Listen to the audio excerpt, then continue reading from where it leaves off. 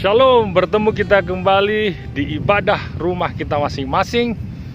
Sebelum kita mendengarkan firman Tuhan, mari kita berdoa terlebih dahulu.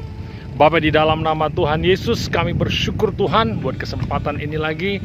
Engkau melimpahi kami dengan kasih dan karunia-Mu. Sebentar kami mau mendengarkan firman Tuhan. Mari Engkau berbicara kepada kami. Dalam nama Yesus kami berdoa dan mengucap syukur. Haleluya. Amin.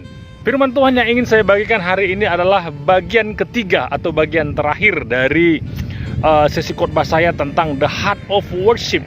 Bagian ketiga ini adalah berbicara tentang hubungan intimasi dengan Allah. Intimacy relationship with God. Kekristenan itu adalah sebuah hubungan. Hubungan antara kita dengan pencipta kita melalui Yesus Kristus. Ketika kita ditebus dengan kematian Yesus di kayu salib, kita dijadikan anak dan Allah itu menjadi Bapa kita. Kita memanggil Dia ya Aba, ya Bapa. Jadi saudara-saudara, kekristenan ini adalah hubungan, relationship. Ada beberapa hal yang ingin saya bagikan tentang hubungan ini.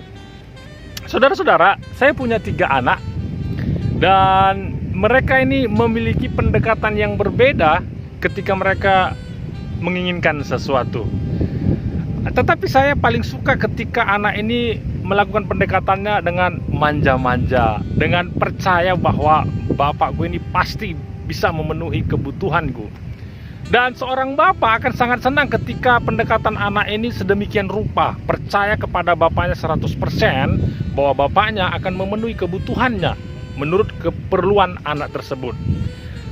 Demikian juga kita dengan Yesus. Ketika kita melakukan hubungan intimasi dengan Allah, kita menaruh iman dan percaya kita 100% kepada Tuhan.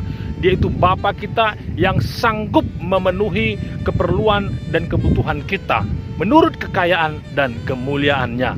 Jadi saudara, hubungan ini sangat perlu ketika kita mempercayakan 100% kepada Bapa kita segala keperluan kita. Apa yang menjadi masalah kita, apa yang menjadi kekhawatiran kita, apa yang menjadi kebutuhan kita, ketika kita percayakan kepada Yesus 100%, Bapa akan sangat senang dan akan sangat bangga. Dalam perjalanan hidup kita, baik pelayanan kita, baik keluarga kita, saya percaya Tuhan sudah menetapkan satu tujuan di depan kita. Dan dengan iman kita percaya bahwa kita sampai kepada tujuan tersebut. Tapi yang saya mau katakan lewat firman Tuhan ini adalah, mari kita menikmati proses menuju tujuan tersebut. Itulah hubungan. Saudara-saudara, ketika engkau bagaimana menikmati Tuhan dalam proses perjalananmu kepada tujuan yang Tuhan sudah tetapkan, saya sangat menyarankan supaya kita menikmati perjalanan kita, menikmati pergumulan kita bersama dengan Tuhan, dengan mengatakan kepada Tuhan, Tuhan, Engkau sanggup membawaku sampai kepada tujuanku, dan Engkau sudah tetapkan tujuan itu. Aku ingin menikmati semua proses dalam kehidupan ini ya Tuhan, karena bersamamu aku bisa tenang, dan bersamamu aku bisa damai dan sejahtera. Jadi saudara-saudara, hubungan ini sangat luar biasa ketika kita menikmati perjalanan hidup ini bersama dengan Tuhan. Hal berikutnya yang ingin saya bagikan tentang hubungan ini adalah bagaimana kita menjadi serupa dengan Kristus. Seringkali saya menemukan pasangan suami istri seperti kakak beradik. Saya bilang, apakah kalian kakak beradik? Lalu mereka mengatakan, oh kami suami istri. Dan benar saudara, ketika kehidupan mereka bersama sampai 20 tahun, 30 tahun, lama-lama karakter mereka ini menjadi sama, bahkan wajah mereka pun menjadi mirip. Dan saya mengalaminya secara pribadi ketika ada orang yang mengatakan, kalian kakak beradik ya dengan istri saya. Padahal istri saya kulitnya putih, saya agak gelap. Gak mungkin kami kakak beradik. Tetapi ketika orang melihat, mungkin lewat sikap atau karakter yang sama, sehingga orang menyimpulkan kakak beradik. Demikian juga kita dengan Kristus. Ketika kita berhubungan intim dengan Kristus, karakter Kristus akan transfer dalam kehidupan kita, karena kita ciptaan Kristus. Hubungan dengan Kristus sangat penting. Saudara, dalam Yohanes pasal 15 ayat 7 dikatakan, jikalau kamu tinggal di dalam aku dan firmanku tinggal di dalam kamu, mintalah apa saja yang kamu kehendaki dan kamu akan menerimanya. Ini menjadi firman Tuhan yang sungguh luar biasa, yang mendorong kita bahwa kalau firman Kristus tinggal dalam kita dan kita tinggal di dalam Kristus, ini adalah hubungan. Firman Tuhan mengatakan, mintalah apa saja dan kamu akan menerimanya. Saudara-saudara yang diberkati Tuhan, saya ingin mengakhiri firman Tuhan ini dengan sebuah kisah hidup saya bersama dengan anak saya yang pertama.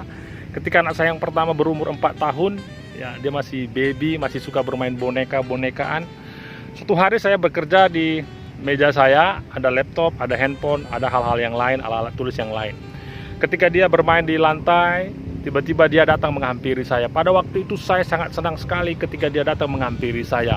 Saya ingin meluangkan waktu bersama dia, quality time. Dan ketika itu saya gendong dia. Dan apa yang terjadi, saudara-saudara?